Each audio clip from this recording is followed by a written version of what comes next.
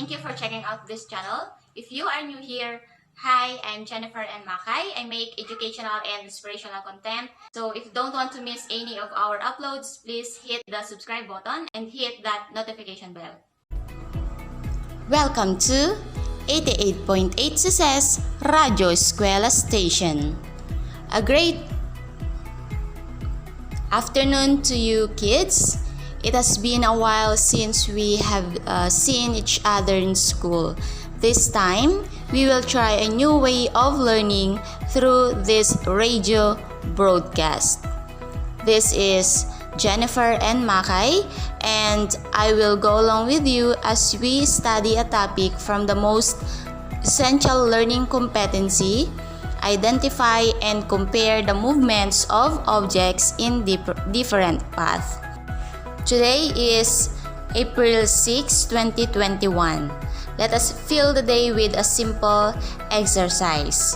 Everybody just shake your hands and make one clap before we start our new lesson. Okay, let's do it. Good job, kids. Always remember, you need to listen very well. Answer the activities prepared for you as you are guided by your parents, guardians, or older brother and sister. Make sure that you stay in a place where you are comfortable and free from any disturbance so that you can hear well over the radio. Are you ready? Then, let's start our lesson. Kindly get your activity sheets and pencil and get ready to listen and learn. Last time, you learned about indicators of motion relative to a reference point. Can you still remember it? I'm glad that you can still remember it. The position of an object or place is the location. Another is the three things you have to consider in describing the position of an object are reference point, distance, and direction. Very good. You have recalled our past lessons. Now, we can move on to our lesson for today.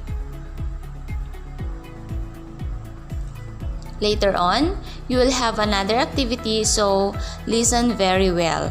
I am sure you can easily answer the activities as long as you focus on your lesson. So our lesson for today is about movements of objects in different paths. I would like you to do this simple action.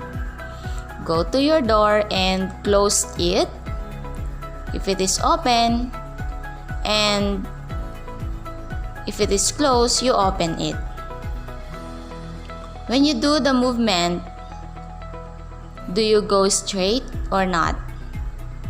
That's great. You see a movement around you, isn't it? Things move because there is something or someone that makes them move, like what you did a while ago. I will now talk about the movements of objects in different paths. So just focus and listen very well, kids. The following are the different patterns of motion. Linear motion, that is the movement of an object in a straight path.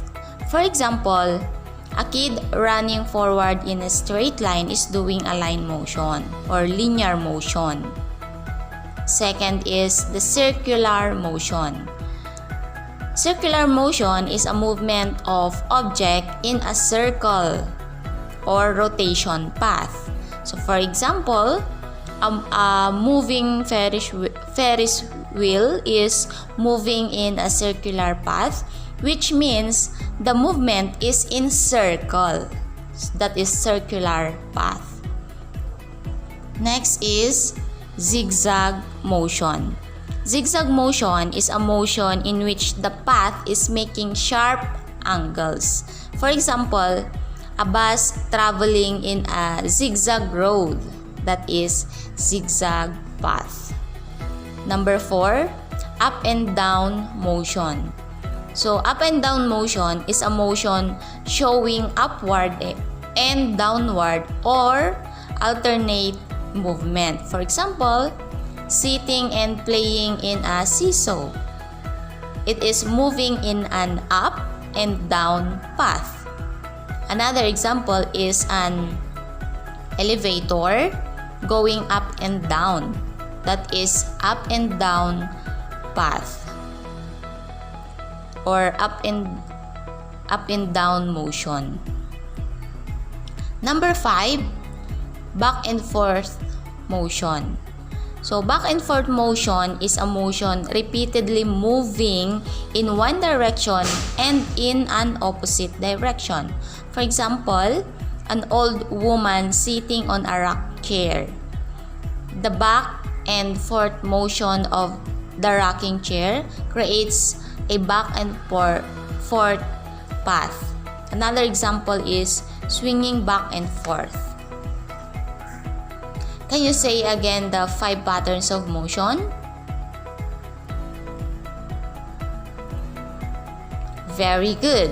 The 5 patterns of motion are linear, circular, zigzag, up and down, and back and forth motion.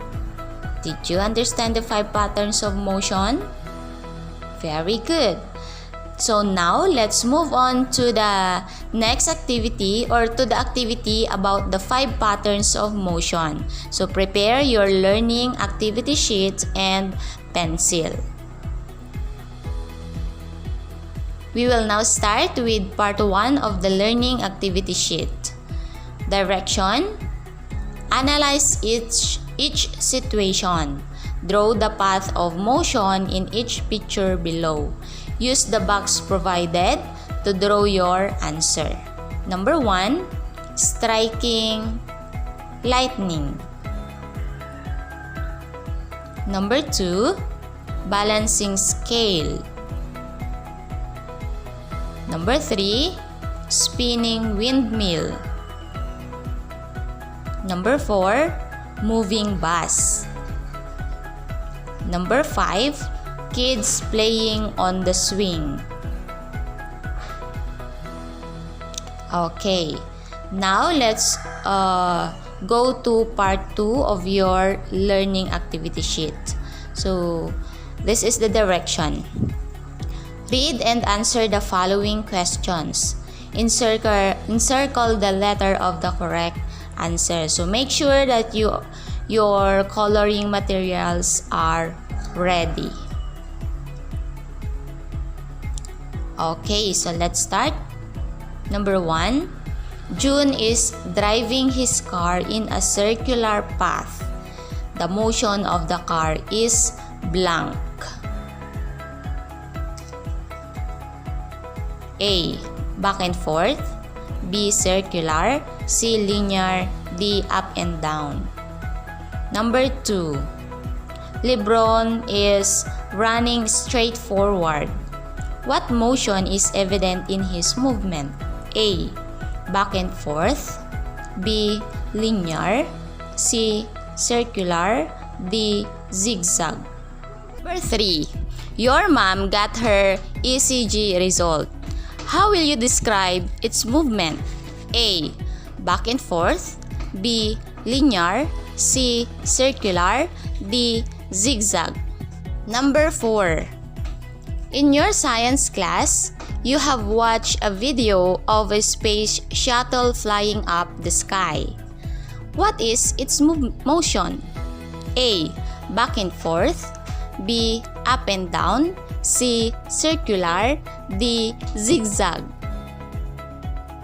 Number 5, Granny loves walking the baby from the house to the garden and from the garden to the house. She repeats the same routine every day. What is Granny's motion? A, back and forth. B, up and down. C, circular. D, zigzag. I'm hoping that all your answers are correct. If not, it will be just fine as long as you try your best in our activity next week. Keep your activity sheet and make sure that you will send that to me when your parents or guardians return to school. It is so nice to be with you today all throughout our discussion. I hope that you understand everything we have discussed. Once again, this is your Science 3 teacher, Jennifer and Makay. Always remember, in science, anything is possible. Till next time, kids, God bless and stay safe. That's it for today. So, kung natuwa ka sa video nito, i-click mo na ang subscribe button at huwag kalimutang i-click ang notification bell para maging updated ka sa mga susunod nating mga uploads. Pwede mo rin itong i-share sa mga kaibigan mong nangangailangan. Hanggang sa muli, God bless!